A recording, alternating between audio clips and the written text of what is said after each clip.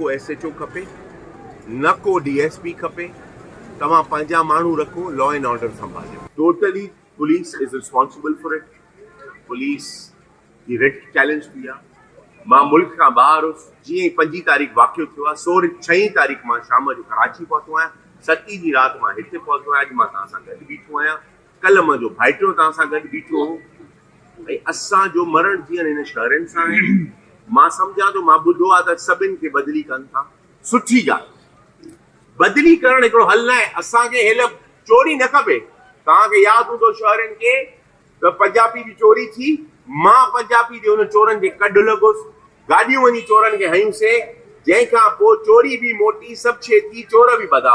असांखे चोरी न खपे। असांखे चोर खपनि, चोरनि जा साथारी खपनि।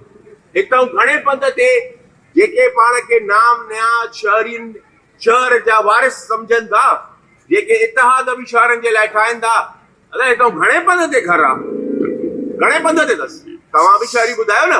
पोइ हिकिड़ो ठकाव कंहिं कयो छो न थियो आहे? उहे सुता पिया हा छा उन महिल? शहर जा वारिस थियो था त शहर लाइ निकिरो। शहर लाइ मां चवां थो न, मां हिन फाज़ुल चौक ते आयो आहियां न, मां बीठो आहियां। मां हिते आहियां, अचो हलो, निशानदेही कयो, विढ़ूं। नथा विढ़ो, निशानदेही कयो, विढ़ंदुसि मां पाण। ॿियो सर आख़िरी सवाल सर, तव्हां MP जे चूंडियल नुमाइंदा बि आहियो, हितां जा सरदार बि आहियो। अहिड़ा माण्हू, अहिड़ा वाक़िया थियण त न घुरिजनि, पर इहे तव्हां खां परे बि त न आहिनि सर। ॾिसो, इहो कमु पुलिस जो आहे। मूंखे जिथे चोर रलियो आहे, मां चोर ॿधी आणे ॾिनो आहे पुलिस खे।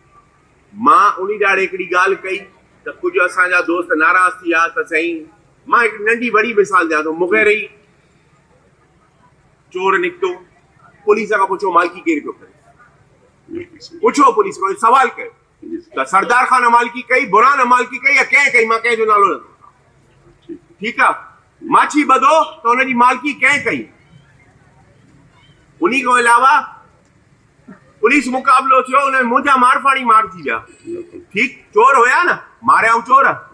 उन्हनि जी मालिकी कंहिं कई? बुरहान खान ऐं सरदार खान जवाबु ॾिनो। पोइ उन्हनि जी मालिकी कंहिं कई, उहो बि पुलिस खां पुछो। ऐं पुलिस इन जो जवाबु ॾे त उहे मालिकी असां कई, ॿिए कंहिं कई। Thank U.